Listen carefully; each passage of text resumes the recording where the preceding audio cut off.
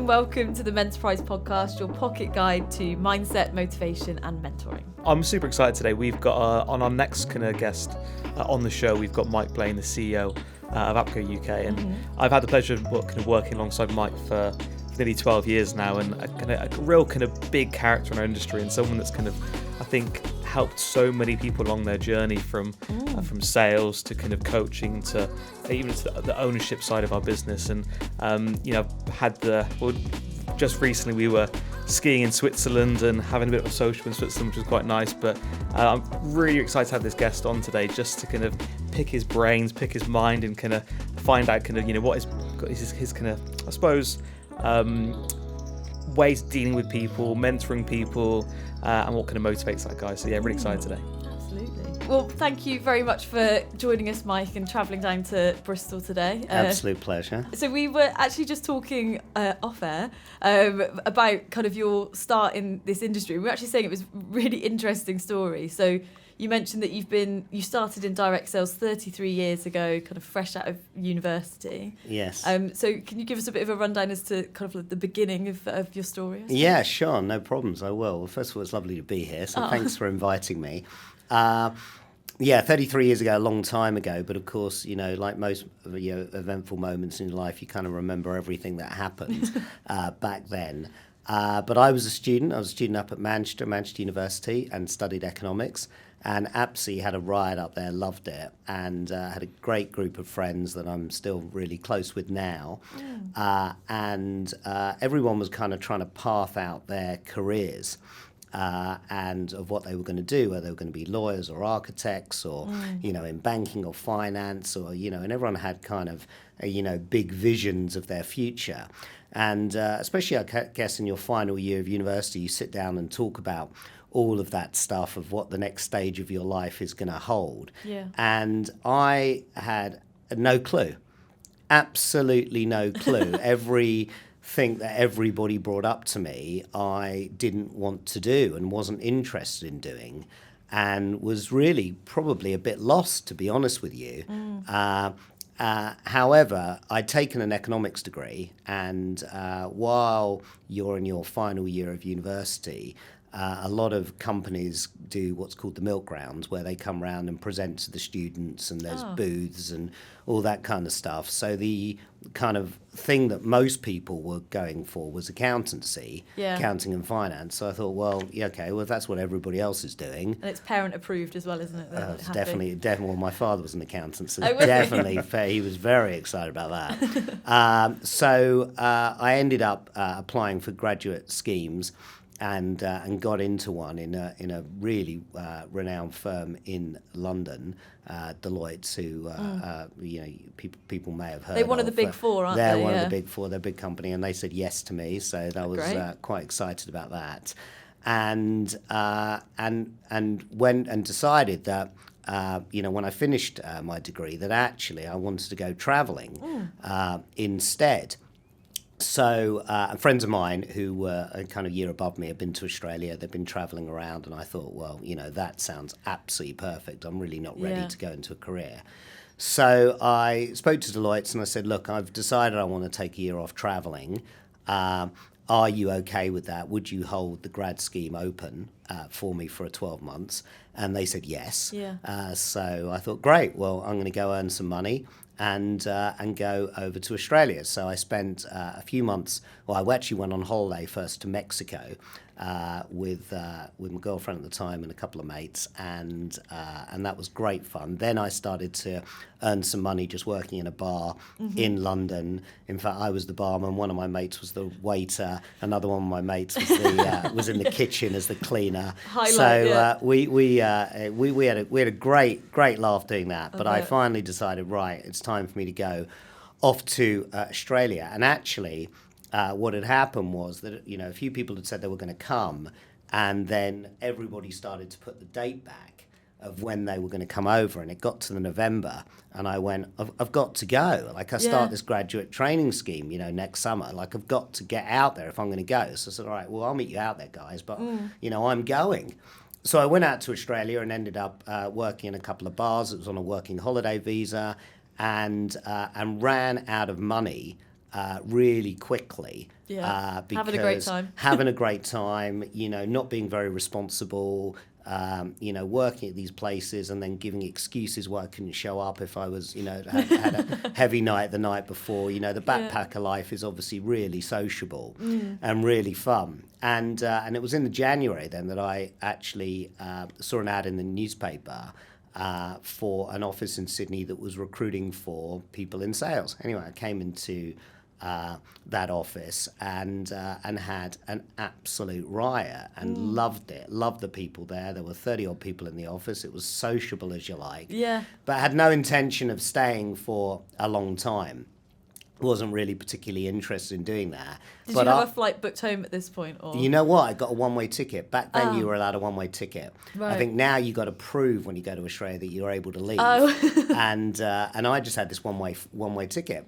So I ended up, working in the business that we know as ours now, and having a lot of fun, enjoying myself. But I was around a group of people that were ambitious, that were motivated, that were talking about expanding and growing, people talking about getting their own offices and their own companies.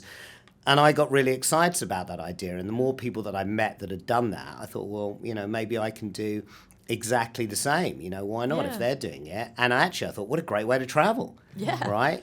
I'm here in Sydney, but actually, why couldn't I do this in Melbourne? And then that's a great way to see Melbourne. And then do this in Brisbane. That's a great way to see Brisbane. Anyway. Yeah. There was one of the problems, though, that I was kind of telling you off air, was that after I'd been doing this for about 5 months and was excited about the idea of progressing, I actually came down with malaria. And I caught malaria from this holiday in Mexico. So that happened 5 months later? 5 months later. Really? No one in the office knew what was wrong with me. So it was like dormant and then it just came... Correct. Right. Yeah, absolutely right. No one knew what was wrong with me. I'd walk into the office in the morning and I'd find... hard tables to lie down on, like just full. I was like that, and the owner. That's right. The owner of the business went, "There's something wrong with this guy. Yeah. We better take him to hospital." I went to hospital in Australia, in Melbourne, at the time, because we'd moved at the time from Sydney down to Melbourne. Yeah. They diagnosed it. I was like, "Oh my God, right? What am I? Like Cheryl what am I going to do here?" And anyway, after a couple of weeks of being in the hospital, I was, kind of fine again and back up and running. Weren't you saying that you were the first case of malaria in like however many years? Or I was the only case in Australia at the time of malaria. Right. So what would happen was that while I was lying in bed, student nurses and doctors would paraded. Yeah, because they were literally paraded to me because what they were doing was trying to work out what I had. Yeah. So the senior nurse or senior doctor would go, right, talk to this gentleman and find out what he's got, right? And could they diagnose from what I was saying, right? So were you quarantined in the hospital for? I don't remember being quarantined. I don't think it's infectious like that. Yeah, okay. I don't remember being that. But of course, when I rang home and told my family what was going on, they completely freaked out. Yeah. And I said, "Don't worry, it's fine. It's fine. It'll be okay." Yeah. Anyway. A few months later, I did end up being in a position where I could go and run my own company and run my own office. And I did that and opened up in the October in Melbourne. Nice. After building a team of people. And then from there, just before that, it was in the June, July time, and I recovered from the malaria, and I went, well, I need to give this a go. Like, I've had a couple of months out here, right? I actually need to give this a go. So I wrote to Deloitte, back then that's what you did, I wrote to Deloitte, and said, can you keep my placement open, my graduate placement open for another year? Yeah. And they came back and said yes. Yeah. So I was like, great, well, I'll have a go, because actually, what have I got to lose? Yeah. Right? If it all goes wrong, well, I'll go back to the UK and I've got a job lined up, even though it was something I didn't really want to do. But actually, I that never happened. So I ended up a year later, after I'd been, running my own business for about 7 or 8 months. Really? Wrote to them and said, "Oh, by the way, thanks for delaying me on the scheme, but actually, I'm not coming." And what was their reply to that?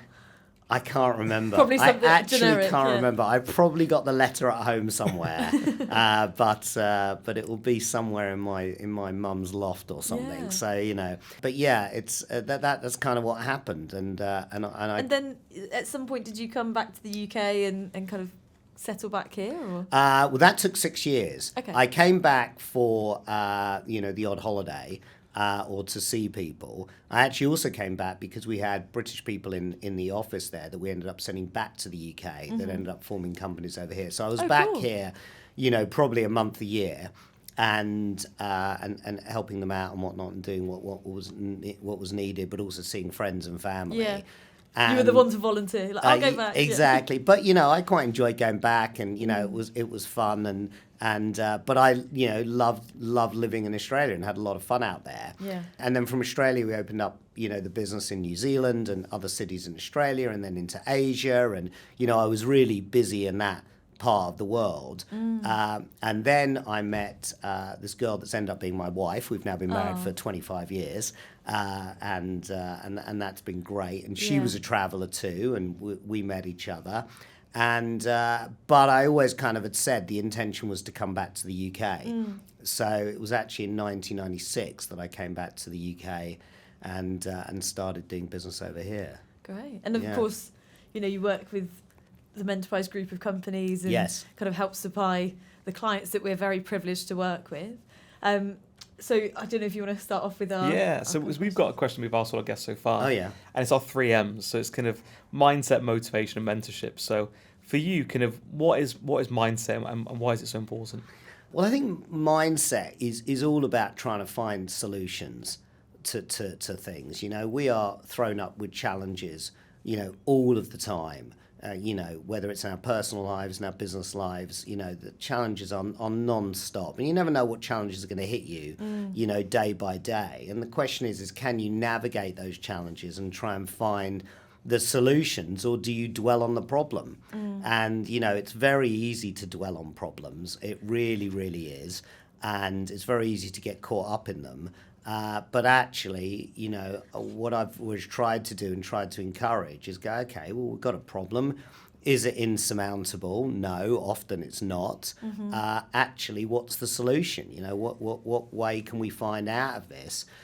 Sometimes you can turn the problem into a positive, but other times you can just minimize the problem, just by trying to find a solution to it. So that's kind of the mindset that I've tried to have and tried to encourage other people to have, is actually, when there's a problem, don't worry about it. They're going to happen, right? They could happen once a day, they could happen once a week, they could happen 25 times a day, right? But actually, can you find a solution? And I actually think that people are better at that than they think they are. All through their lives, people do that without even realizing it, And suddenly, I guess, when people are in business, they it becomes this huge, big obstacle. Rather than just going, well, actually, I'm used to this. This happens all the time that I'm throwing curveballs. And actually, how do I find my way out of it? What do I do? What's the solution? And sometimes you can come up with it yourself. And other times, hopefully you've got a good group of people around you that can help you. Or certainly in the business we're all involved in, the chances are that the problem you've got, somebody else has had, and they've worked out a way of dealing with it. I was going to say then, because that's, really kind of respect what you said, but mindset's not taught in school, college, university, and it's one of those things is, in your life, I was going to ask, was there anyone in particular that really helped you kind of have this mindset or help steer you in that way? But it sounds like it's people around you in the business. Yeah, I mean, I grew up with a bunch of people I think that were quite solution orientated, and I think that we've always kind of found a way. Even in the fact that I think I wanted to go traveling or have mates that wanted to go traveling, or we did, crazy holidays when we were kids. Stuff comes up, and you got to find a way around. So I think I've been quite used to that as I was growing up. I was never really protected or sheltered or wrapped up in cotton wool as a kid. I mean, I think my parents were great to me, but I don't think I think they were very much like, hey, you also got to work it out for yourself. Yeah. So I think that was kind of taught to me probably at an early age. But one of my other problems I know when I was younger was that I was very easily led, by other people. So that idea of kind of looking and going, well, what are they doing? Well, if they're doing that, I'll do that too. Yeah. So maybe I took that into business a bit as well, of going, right, well, if they're, finding a way through this, well, why can't I do it? Yeah. And I think, the other thing that happens quite a lot with mindset is that people look at people that are succeeding in something, whatever it may be, relationships or business or personal life, whatever it may be. And it's easy to go, oh, that's just them. They're good at that. Or it's easy for them. It's easy for them, rather than just going, well, actually, not. We're all the same. We're actually all the same. Okay, sure, people have some talents, some natural talent, and no question about it. You've only got to look at sports people to realise that, they've got natural talents that, for example, I never had. But actually, we all still face those same issues, don't we? Those same things that come up. And it's the way you handle them. So, I think around me I've always had good influences. I think I've been quite fussy about the influences I have, in the sense that, if someone's really, a bit of a moaner, I have kind of always steered away from them, not consciously, but I just find that, those kind of people drag me down a bit. Yeah. And so I do seek out positive people to be around. Like oil and water, you're just like... Yeah, well, I do it, but I don't do it consciously. I kind of subconsciously have done it. If I look back on my life, I've always gone, right, actually, let me hang out with people that are actually doing something, that are exciting, that are fun to be around. That, I think I've always done that. So I was going to say then, so even when you started your career in a sales office, you were quite attuned to knowing who to spend your time and not spend your time with. And it's not just something you've created over time, it's because you knew that from the start. Yeah, but I also, loved a good moan, with somebody who was, who was kind of more down in the dumps than I was. Yeah. So someone who was having a good moan and complaining, I'd be like, oh, well, that's good. But I'd walk away going, oh, I feel better now, because at least I'm not as down in the dumps as they are, so actually... It's really loves company, right? Yeah, so, I was pretty good at snapping out of it quite quickly. Yeah. But, yeah, the odd moan's good now and again. Good. Yeah, and absolutely. Then the second one is kind of what's motivation to you, and I know kind of motivation for people changes throughout their career, but for you, kind of like, how do you use motivation, or what does it really mean to you?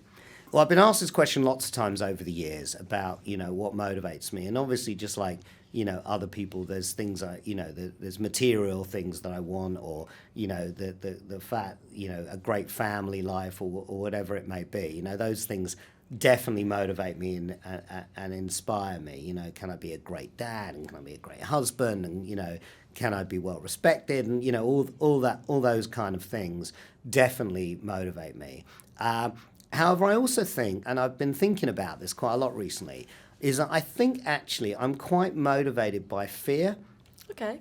Yeah, I think I'm quite motivated by fear of if I've set myself some kind of challenge or something that I want to do, or something that I want to achieve, it's that fear of not being able to do it that then actually gets me to do stuff. Forces you. Well, I'll give you an example about that. So this happened not that long ago. Is a friend of mine was having his birthday, and he said, I really want to go, I may have told you this, I really want to go cycling in Utah.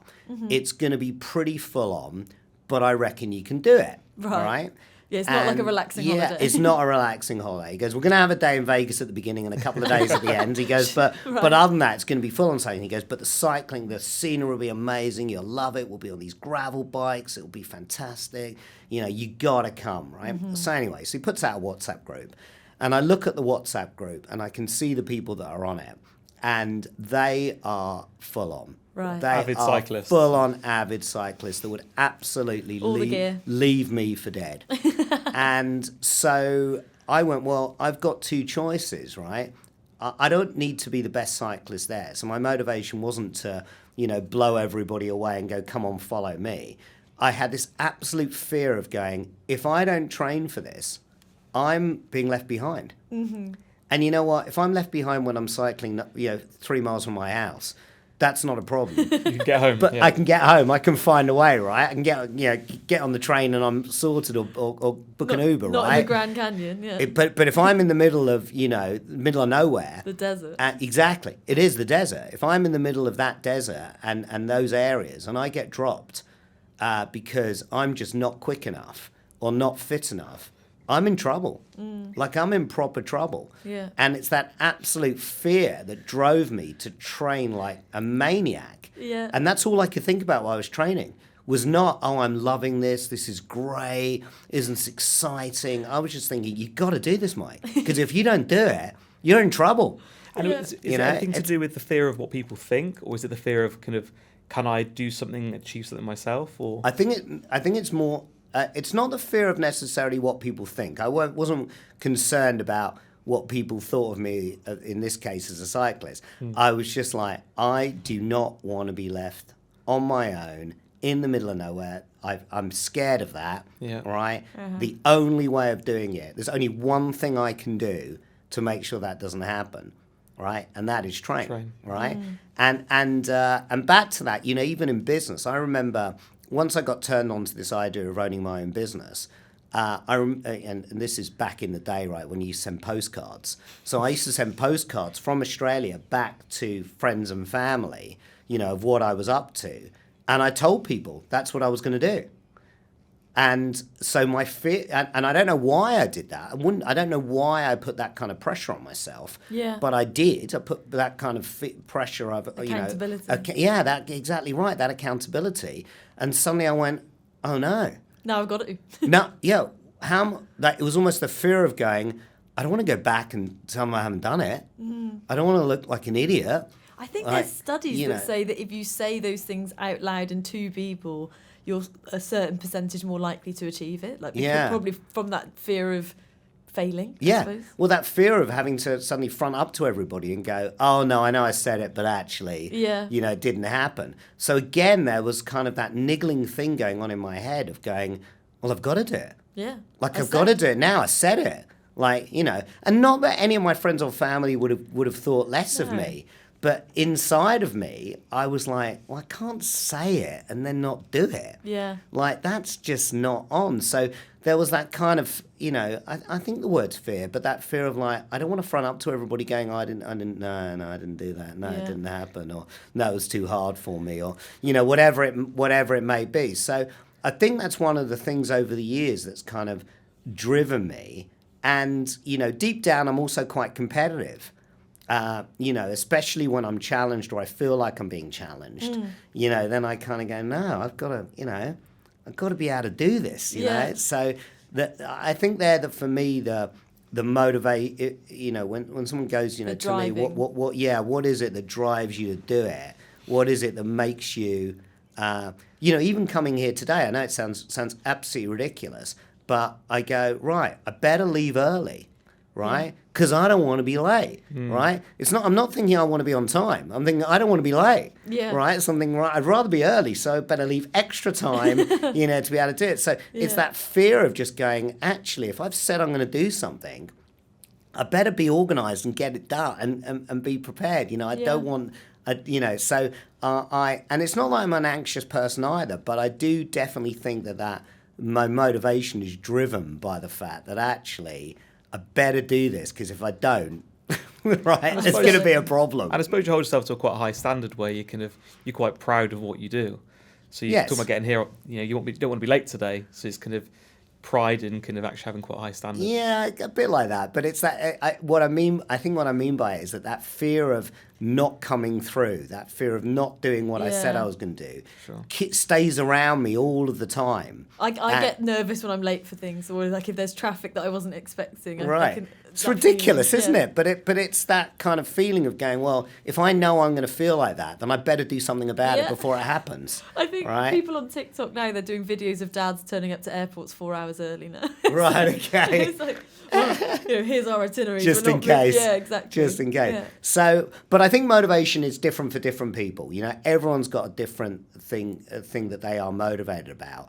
And someone said something to me years ago, which actually really held true, which is, if you're motivated about something, it's got to be something that makes you smile. When you think about it, it's got to be something that makes you smile. I probably never told you this story. This is a good story, actually, from when I was in the field learning sales back in Melbourne.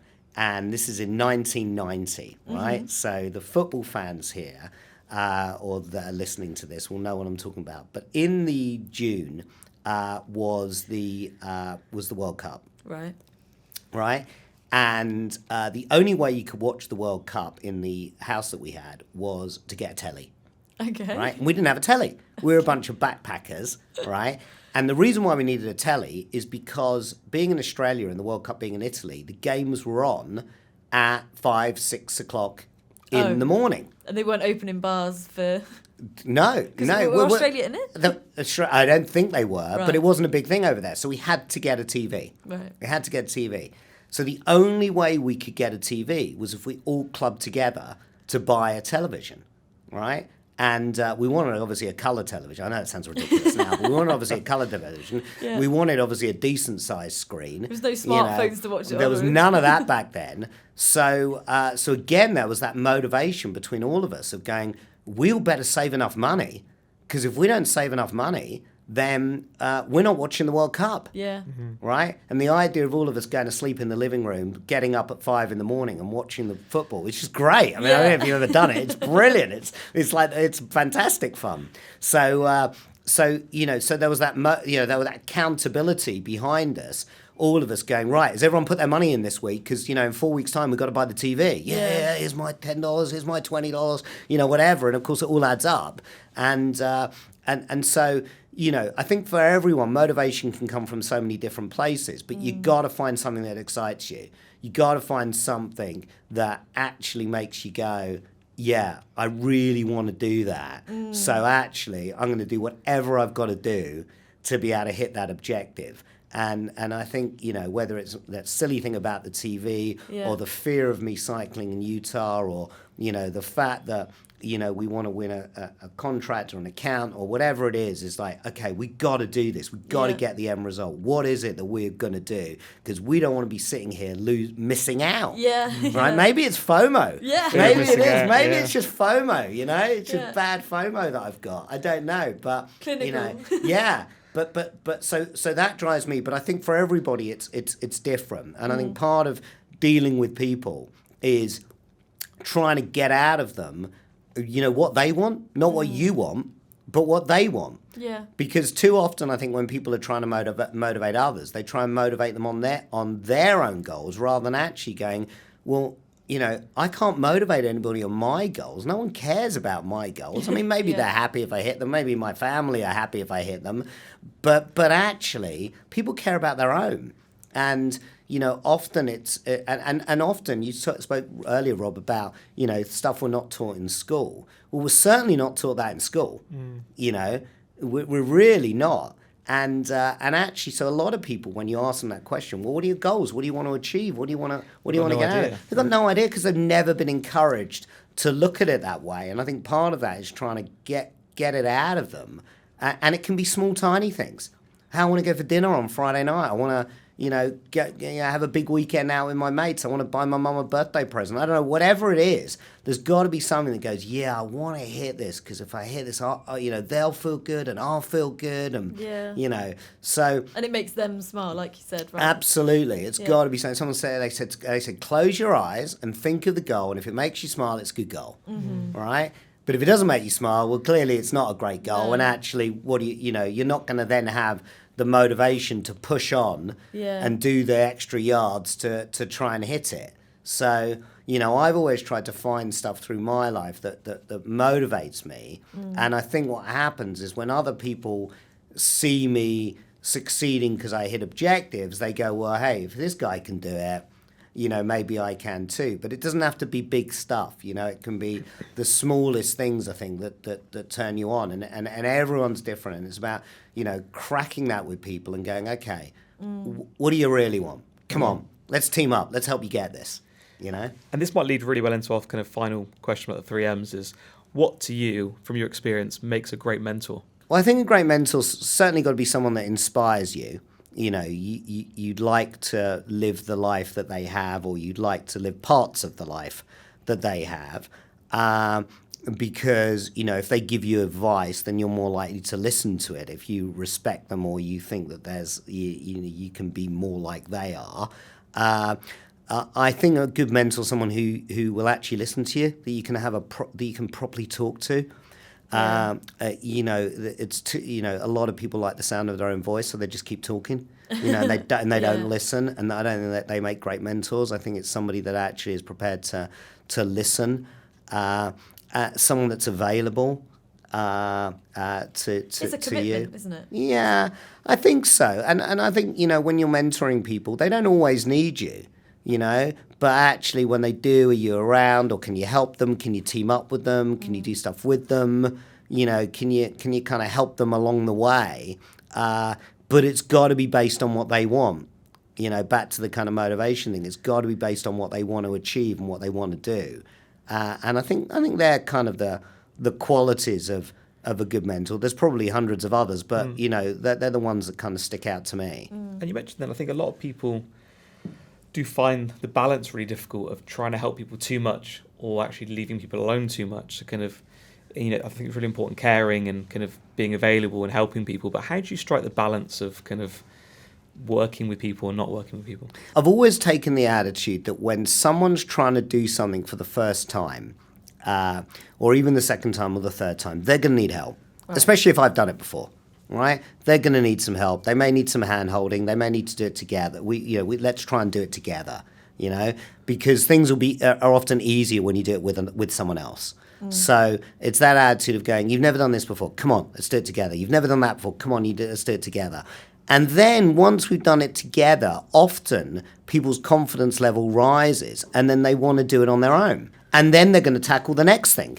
And you go, great, you've never done that before. Great, let's team up again, right? Let's do that bit together.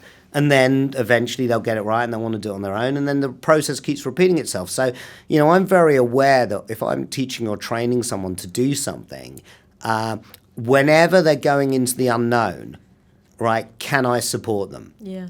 That's the big thing, rather than going, well, they're good at the last bit, so they must be good at the next bit. Well, that is not necessarily true. So it's going, they've never done this before. If I help them out, you know what, if I can do it with them, and with them being crucial, not for them, if I can do it with them, we can have a laugh, we can have a bit of fun, right? But actually, they'll gain confidence by being by my side, and I'll enjoy the process because we're both heading for the same objective, So that's kind of the way I look at it when I'm trying to balance it out. And I'm also very honest, if I'm in a position where I've helped someone and then I go, right, actually, I can't kind of help them anymore. Like, I don't know what to do, then I go, well, if I don't know what to do, that's okay. Let me make sure I find someone who can help them. Who can I hook them up with? Who can I put them in touch with? Who actually maybe can find something or help them with this that I just can't do it. So I've also never had that attitude of going, oh yeah, it's me. I can do everything for you. If I get to a point where I just go, actually, this isn't working here, let me bring in some other influences. The truth is I try and do that early on anyway, because I think it's important other people have influences, have lots of influence. So even myself, when I was growing up in business, I had 5 or 6 different people that I go to for different things. They all had different skills and all had different stuff about them. In fact, I spoke about the moaning before. There was one guy I'd go to, and I would just moan to him. But he was so positive that he didn't get affected by my moaning. Yeah. We'd have a laugh about it, and then he'd go, great, right, now what are we going to achieve, So actually, I think if you've got a few people that you can turn to for different things, then that can only help you. Would you say you can have too many mentors? Well, I think if you're ignoring one because you want the advice of the other, if you're like, well, I don't like what they said, and I don't like what they said, and I don't like yeah. You're looking for what you want to hear. You're looking for what you want to hear, yeah, and that then becomes a problem because then actually you're looking for the person that's going to give you the easiest answer, and I find that with Google sometimes. If I'm looking for something and then it's like, well, that's not really what I was hoping to find. Scroll down and then you're like, oh, that's a good answer. Yeah, exactly. You go, oh, that must be right. Yeah, that's the one I can easily do. I saw saw it on Google, so it's fine, Yeah, exactly. So you'd say maybe get a handful of people, specialists in certain areas. Yeah, try and use them. find people that you really like, that you get on well with, that you enjoy talking to, that enjoy talking to you, where the conversations are fun. Yeah. Right? It's got to be fun. It's got to be enjoyable. There's no point doing it if it's not if you can't have a bit of a laugh with it. Yeah. And try and find those people that can help you in different in areas. So you may go, hey, one of my weaknesses is being organised or planned. So you go, great. Who's great at that? Who's just great at that I can just copy, right? Literally copy and paste. Whatever they do, I'll do, right? Eventually you'll do it your own way, but let me learn from someone that's a bit of an expert, or who's an expert in another area. So try and find those people around you that are succeeding, that that you can kind of cheat off, basically, right? We all like cheating a bit, don't we? Make your life easier by hanging out with other people that know what they're doing. Absolutely. It just makes a bit more sense. You don't, there's no. When you go buy a house, they don't turn around and say, well, did you do this all on your own with nobody helping you out? They don't go, oh, the price has gone up because actually you got a lot of help. Exactly. Who cares who helps you? If you can lean on other people and other people can show you the way, then that's just a smart move. And I think what's interesting is we use technology for that all the time these days. Coming here today, I'm on my Google Maps. I don't know the way, right? So let me find something that can help me, right? That time it was tech, but actually, I could have easily said to one of you guys, "Hey, can you meet me here and lead me to where we're going?" I would have got there, just as quickly, way quicker than trying to do it on my own. So actually, sometimes having someone with you that goes, "I know the path, I know the way, I know where we're going. Don't worry, follow me." Just makes it. You still got to put in the effort. You still got to be prepared to do it. But actually, having someone next to you that shows you the path. Yeah. Well, I think because we were talking So about much this, easier. I think with Emily, and she was saying about now she's a lot more receptive to get coached and to actually listen to advice. Yeah. And there's just something about the way that we're marketing success stories sometimes, where you look at a person and you think that they did it all by themselves. But even I imagine with your career, there's probably a long line of people that have supported, helped, or been a contributor to your success. Huge. Yeah, you're not huge like amounts. the one that made it. Yeah. And at the time, I didn't even realise it. Yeah. Didn't even realise they were helping me. Didn't realise they were putting themselves out for me. Yeah. And actually, it was interesting. I go back to those times in Australia where when I was living with a group of people, and then I ended up living with another group of people, and actually one of the owners down there that ran a company, a guy by the name of Steve Adjamus, who's a great guy who and I was living with this group of people, and there were a couple of them that were really negative about what we were doing, really negative about it, and Steve realised that and immediately said, hey mate, I've got a spare room at my place, come in with me. Yeah. Sliding doors moment, who would have known what would have happened? These people would I eventually started to believe what they said or whatever, but he was like, nah, come with me.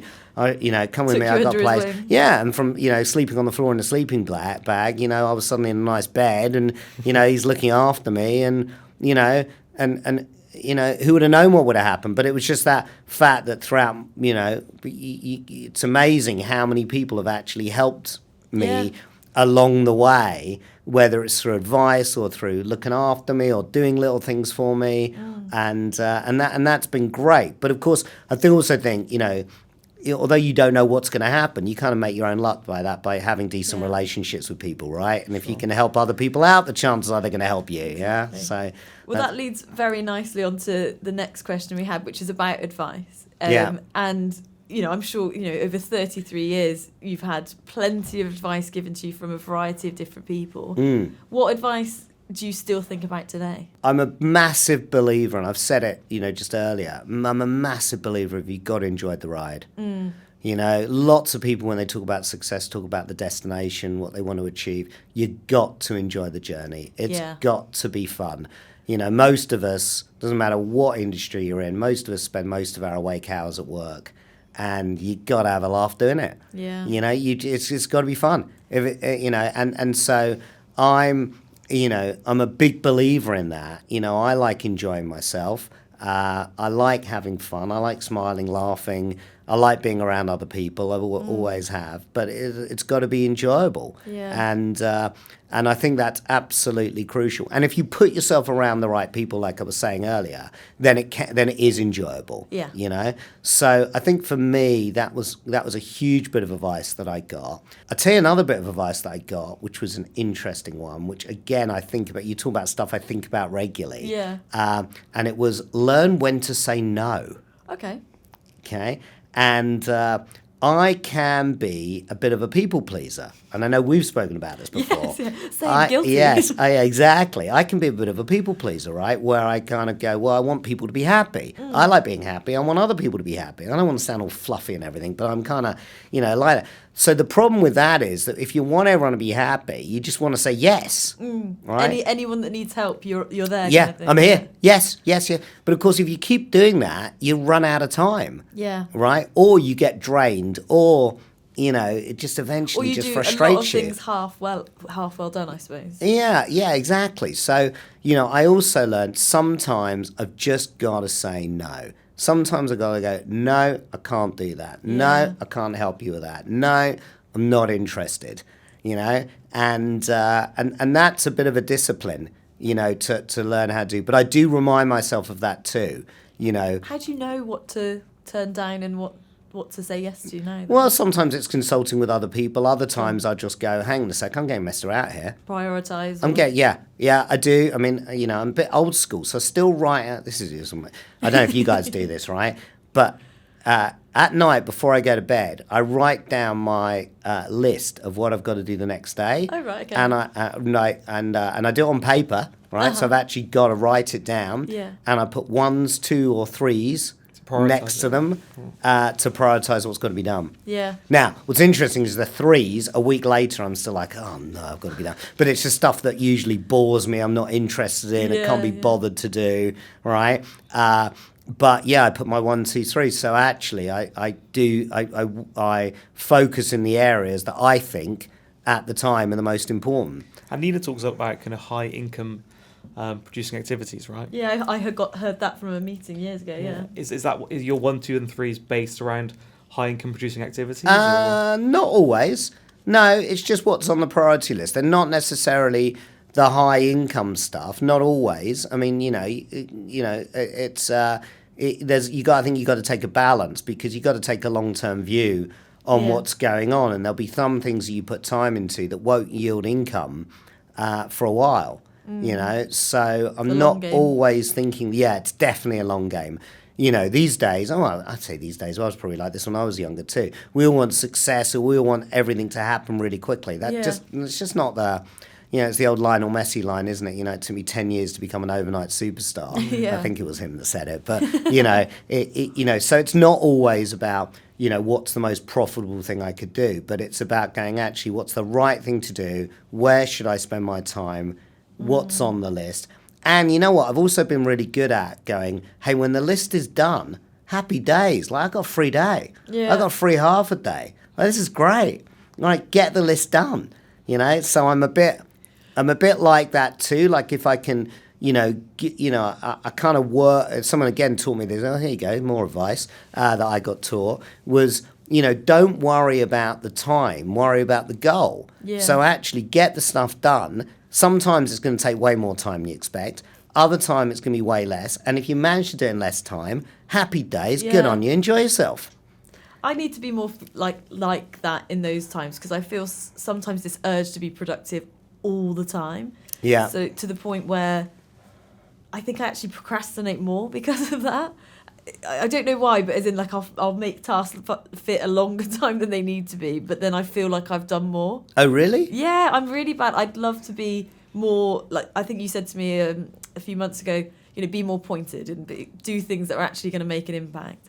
Yeah. So now I'm being a lot more like, okay, well, this is what my objectives are for the week. This is what matters. And then I'm like, okay, now I can just chill. But if you're doing, I think what you'll find as well is if you're doing stuff with sometimes it's stuff you got to do on your own, right? Yeah. But actually, if you're doing stuff with other people, if you create teams of people around you, then actually you very quickly see who's as into it as you are, who wants to work on it like you do, who's cares about the end result like you do.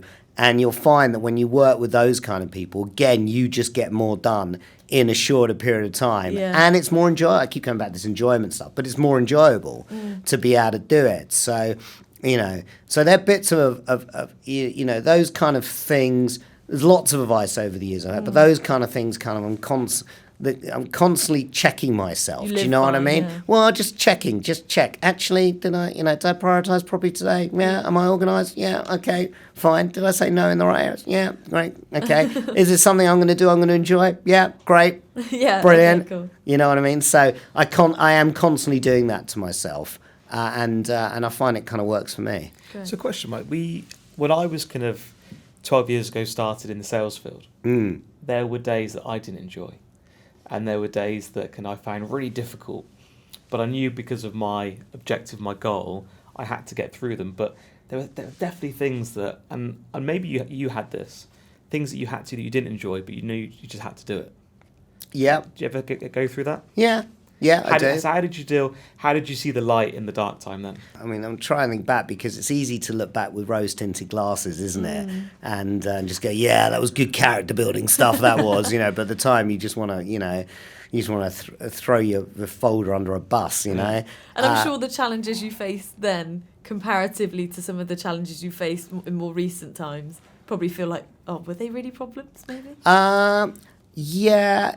I think the hardest part of building the business is when you're on your own and you don't have experience and you don't have experienced people around you.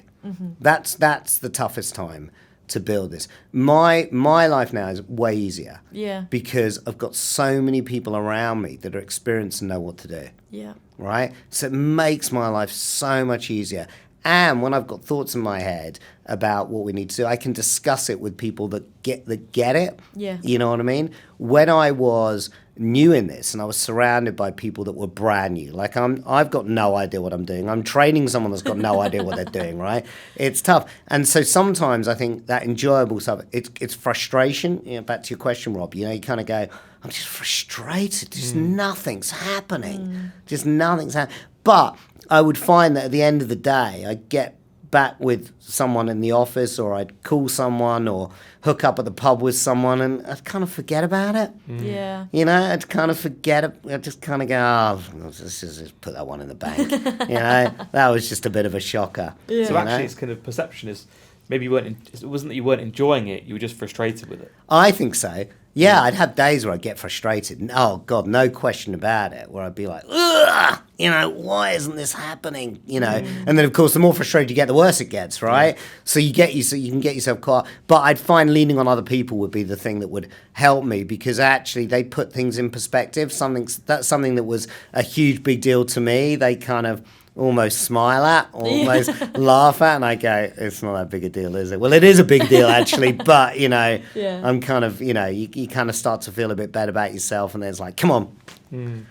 come on, let's go again. Come on, let's try this again. Yeah. And so I don't think those frustrations will ever leave you. That happens, right? Sometimes that just happens, but it's how quickly can you get over and just go, nah. And I always used other people to help me get over stuff, stop me dwelling on things. Yeah. Yeah. Good. And then we talk a lot about the shit that no one sees. So the things that people do that don't necessarily kind of get a lot of praise for, people don't see, and things you do in the background.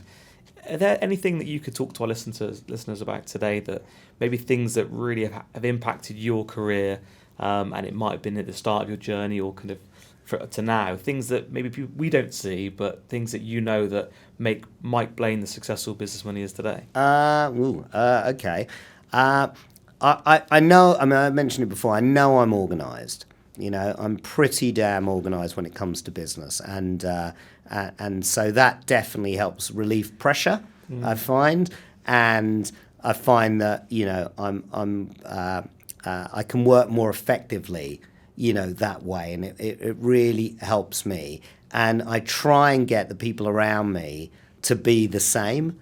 I try to, and I just find that actually by doing that and by even if I niggle on that kind of stuff with other people, it just makes everything flow way smoother. So I think that actually behind the scenes there's quite a lot of pads of paper with me writing notes, crossing out, writing notes, crossing out, writing notes, crossing out, going, right, that's the path. So there's a lot of thought that goes into the stuff that I'll do. I don't just, try and wing it or, and I think that has definitely helped me without a doubt because, in the past where I did wing it, I've got I can have quite a sarcastic personality. So I just found that if I did do that, I'd just end up, running a sarcasm show with everybody and just, and just poking fun and doing things that really you just can't do, because I wasn't planned. I hadn't thought about what I was going to say, hadn't thought about who I was going to talk to, hadn't thought about what I was going to talk to them about, how I could help them, So I'm pretty good at that, I even...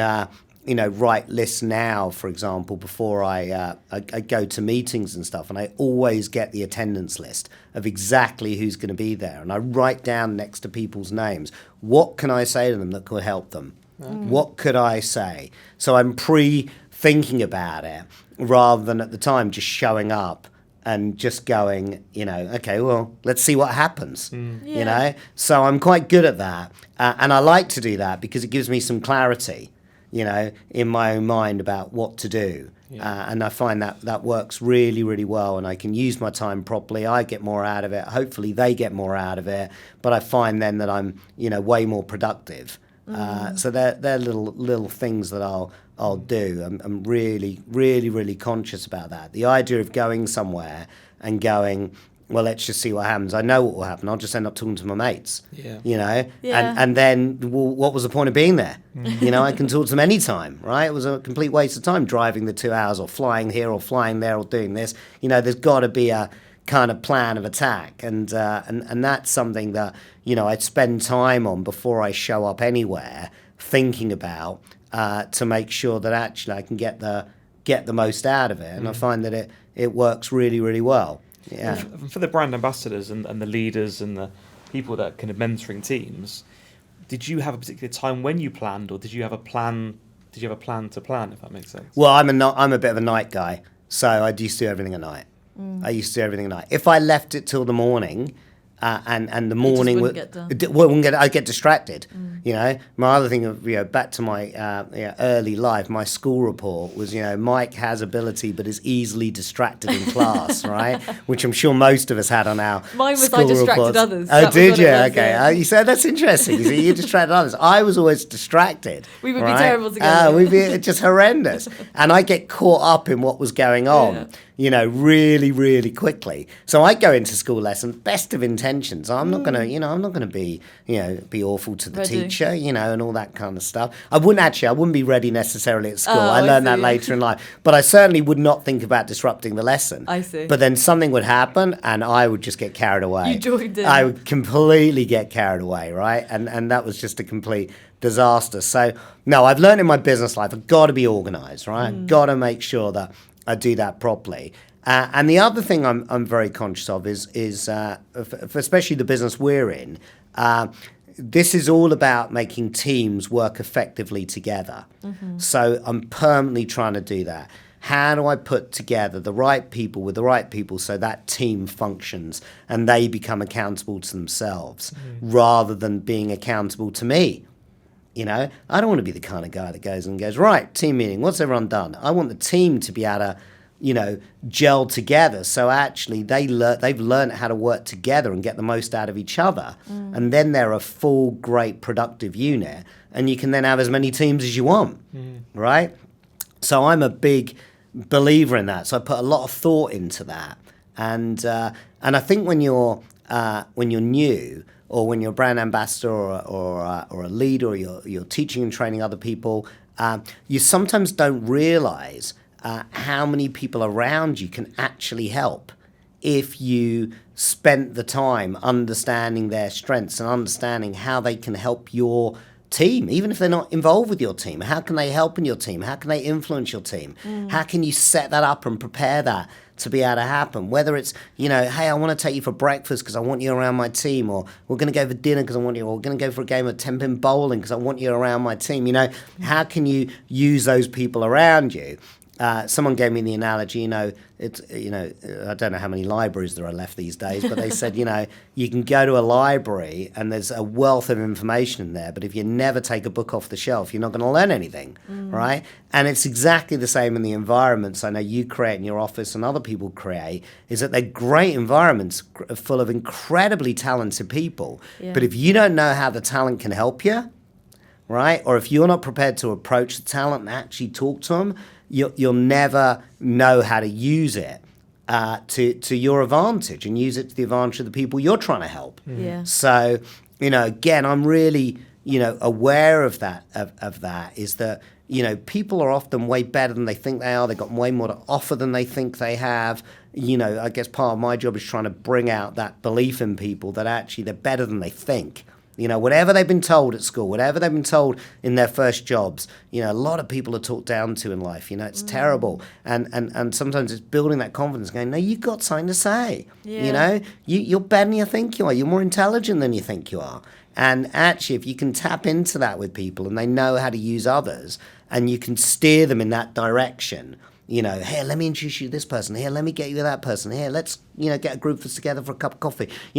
That kind of stuff. I do a lot of thinking about that. It's not I don't do it on the fly. So even though my personality can sometimes look like I do stuff on the fly, behind the scenes, I'm going, actually, how can I make this work so it's really productive? I do that a lot. Yeah. Well, I think, like with anything where people are good at something, they make it look effortless. Where, like a sports person, until you start trying to do it yourself. Yeah. Like, weightlifting, you watch these huge men lifting that weight, you're like, well, it can't be that high. You try, like, whoa, okay, I need to train for that. And I think, people might look at Rob running his business or look at you running, your kind of whole organisation, I suppose, and then think, oh, they just turned up and they're just a naturally good speaker, but you've planned your topics before, you've planned the things that you want to say to these different Absolutely, people. yeah. It's just not, it's not an overnight success. I very rarely go into stuff without notes. Very rarely. I've got some notes, I've got some prompts, I've got some things that I know I want to say, or that I think are important, or that I think can help someone out. And that just takes a bit of time. But I'll do that. I'll go, I will, like I say, at night, I'll sit down and I'll go, right, what's the plan? And if it's a bigger session or a series of meetings or conferences, I'm planning a couple of weeks before, right, what's going on? What do I need to know? What do I need to research? The other thing that I do with the teams of people around me, and again, people won't see this unless they kind of work with me a lot, is I ask people for one-pagers on stuff. So the idea is that looking through reports, pages and pages of reports, is just not my forte. I just don't like doing that. I get bored. So I ask people one-pager, summarize it for me, send me the one-pager, tell me what's going on, and I'll talk about it, right? But feed me the information. This is what I want to know. Yeah. So I do a lot of that stuff with people as well, kind of well in advance, so that actually I'm ready, I've thought about it, people have sent me things, maybe a few different people have sent me a few different things. I go, right, okay, well, how can I take all of this information and actually make sure that I add some value, to the people I'm trying to help. And does that take the pressure off? Does that make you more composed and make you more effective when you are delivering that? There's no question about it takes pressure off. Absolutely no doubt about it, because I know I know my plan. I know what I'm trying to do. I know what I'm trying to get done. Yeah, it completely does. I don't get anxious at all, because I'm sitting there going, right, I know exactly how I want this to pan out. Now, it won't always pan out exactly the way I want it to. Hey, I'll still be throwing the curveballs, but you know what? If I'm 80% of the way organised, it's going to be a damn sight easier to deal with the problems. And if you hadn't planned, what would it have been like? Then you just you're in a complete frenzy, because you get completely thrown. And suddenly you get distracted by the problems, rather than going, actually, I don't want to get distracted by the problems. I've got a job to do here, and I want to do it properly. So I find that helps me massively, just, the behind the scenes stuff that, like you say, no one's going to see it. If you went to my bag of stuff, you just see a bunch of stuff on there, you go, this doesn't make any sense, what's he writing down here? But there's all kind of stuff that makes sense to me. Yeah. But it's just, okay, just need half an hour, just need an hour. Sometimes I just need 5 minutes. Yeah. Just need the time to think about stuff. And it's exactly the same with my diary. I use my diary on my iPad or iPhone exactly the same way, where I put in stuff I have to do, put in stuff I have to think about, put in stuff that, is important, put in stuff I have to follow up on, so it just means I just don't forget. Yeah. So you say to our listeners that kind of tuning into this, like that investment of time might be 5 minutes, might be 30 minutes, but that will kind of maybe save them 30 minutes, 5 minutes the next day, or make them more productive and more efficient. It'll make them more productive. It'll just make them more productive. Yeah. Of course, the more experienced you get, the less time it takes you to plan stuff, right? What used to take me a few days could now take me 20 minutes. But you just are more productive. And it doesn't mean you're driving everybody nuts or whatever. You can only help people as much as they want to be helped, or work with people as much as they want to be worked with. You can't force anyone to do anything. But if you can be productive, then you go, right, this is great. And what's interesting is, you must have had this too, is when you've had a really productive session, you feel good about yourself. Yeah. So you go, hey, that was good. I did something good there, and that makes you want to do it again. Yeah.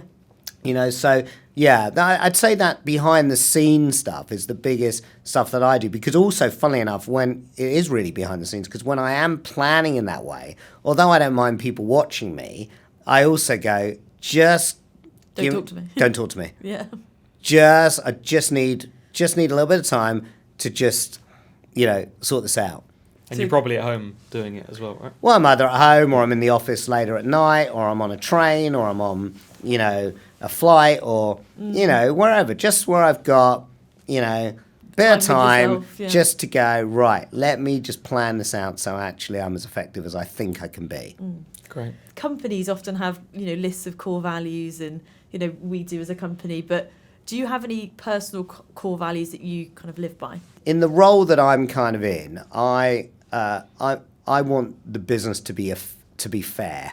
Okay. That's what's important to me, is that it's a fair business. And what I mean by that is that people who, whether they've been in the business for 5 minutes or 5 years, they get the same chance that I got. Yeah. Right? They get the same opportunities that I had.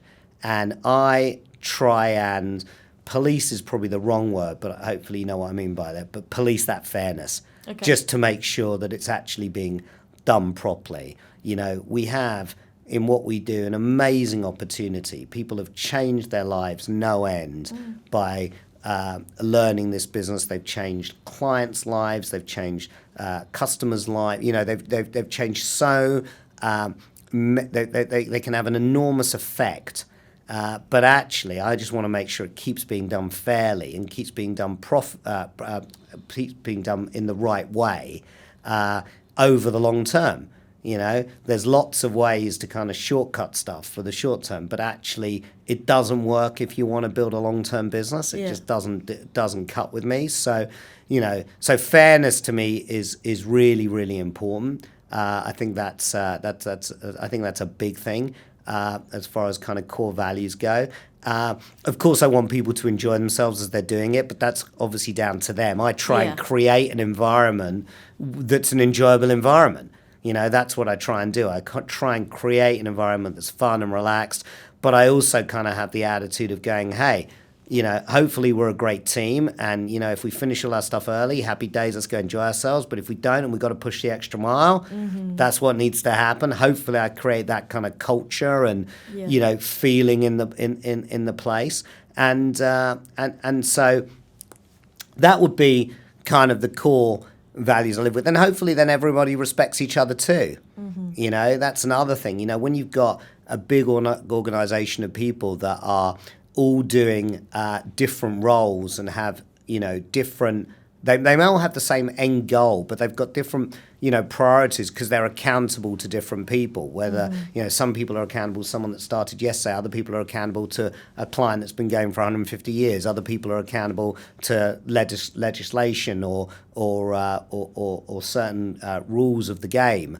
So everyone's slightly looking at things from different angles, but does actually everybody respect what everybody else does? And that's not always easy, because when you're gung-ho on what you want to get done, sometimes everybody else can look like noise and distraction and all that kind of stuff. So I also try and create an environment, and I think it's important, within the business where people have a respect for what actually everybody else does. And if someone's not, especially in our industry, if someone's not pulling their weight, they get caught out pretty quickly, not by me, but by everybody else. Everybody else realizes it pretty fast. So, again, that's part of this team stuff, working together. But I'm hoping that, that people actually respect each other, and, because I think what we do is quite incredible. Certainly in the fundraising sector, which you guys are a big part of. It's enormous money that gets raised. Absolutely enormous amounts of money. And we haven't heard a hundredth of the stories of the people that have been able to change their lives because what we've been able to do, being this great fundraising arm. And I'm still incredibly grateful for the fact that clients trust us with their brand. To me, that's just fantastic that they do, and hopefully we can repay that by doing a great job. I'm incredibly respectful of people that go out every day trying to build their business or build their careers, or just learn new things. And never forget. Even though I look back at it through rose-tinted glasses, never forget what it was like when you're new and you don't have that experience, like I was talking about before. So I try and hopefully create a value and a feeling amongst people where everybody goes, hey, I may not be doing the same as they do, but actually I get it, I respect what they're doing, and I'm pleased they're part of the team. And if you can get that working environment, again, it becomes more fun. People respect each other. They get on with each other. They can work together. That stuff's, that stuff's important. But overall, my big thing is it fair? Do the clients think we're fair? Do the owners of their respective marketing companies think we're fair? Does someone that comes in on their first day think we're fair? Do they think that actually it runs properly? And if people put in the effort and learn the skills, they have the same opportunity as everybody else has. And if they do, then great. Then that's what we're always trying to. It's actually trying to fight for. Always trying to fight for the fact that actually it's got to be done that way. Yeah. Okay, great. Brilliant. Yeah. Well, Mike, thanks so much. It's been absolutely incredible. Really insightful. Pleasure. Well, thanks for coming in today. I hope I've, I've enjoyed it. It's great. Same, yeah. It's, great coming in here, and you guys got a great setup here, and good luck with all the future podcasts. Yeah. Brilliant. Well, we were saying with other guests, like, someone, like, as in, I've met you on however many occasions now, but then hearing your story at the beginning and actually getting an insight to what you do behind the scenes, I might get a little notepad next to my bed and start offloading my brain. I might even sleep better now. Yeah. I think we're going to do a Mike Blane part 2. Yeah. I'd love to. Thank you very much for having me. Thanks, Mike. Cheers, guys. So, Nina, what a chat with Mike. That was brilliant. Oh. Yeah. I love listening to Mike. Like, I've seen him speak at meetings. I've had, the pleasure of having one-on-one chats with him. But yeah, he's very inspiring. Well, after, he said he's been in the industry for 33 years, but to still see that he's got that passion, the energy, the enthusiasm, that's something that I really took away from that. And, just for him being here today, he put so much effort in, and he spoke about being planned and organised, and he had his own notes and really really thought out what he was saying, which was great. And I think one thing that really kind of stood out to me as well is kind of one of his core values was making sure the business is fair for everyone. If you've been in the business for a week, we've been in the business for 10 years, just making sure that every single person has that same opportunity. I think that really resonates with me. That was great. Yeah.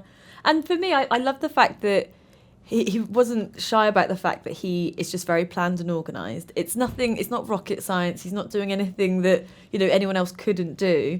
There was just a lot of thought behind it. So I loved the fact that he said that, if he's going to a meeting where he'll be seeing people, he kind of thinks of each individual and what he could say potentially, or how he could impact that person, and it just, I suppose, adds a bit more meaning. I suppose, yeah. I think for a lot of our listeners, they'll be able to kind of relate to that and think, do you know what, I can do that. Yeah. And we talk about kind of being great at doing the basics, world-class basics, and doing a great job on things that don't really require much talent. And I think planning and organising doesn't require loads of talent. It just requires a bit of time and dedication. So. And it doesn't get you any thanks either. Yeah. It's not like, you don't go to an award ceremony and they're like, here's the person who was the best planner. But the planning helps you get the other accolades, I suppose. Absolutely, yeah. Really, really valuable. Loved it. Thank you very much for listening to the Mentorprise podcast. We want to give some recognition to people that have made this happen. We want to thank Luke and the rest of his team at Access Creative College, who have given us access to these fantastic facilities, and also to Edward Collis Films for all things to do with videography.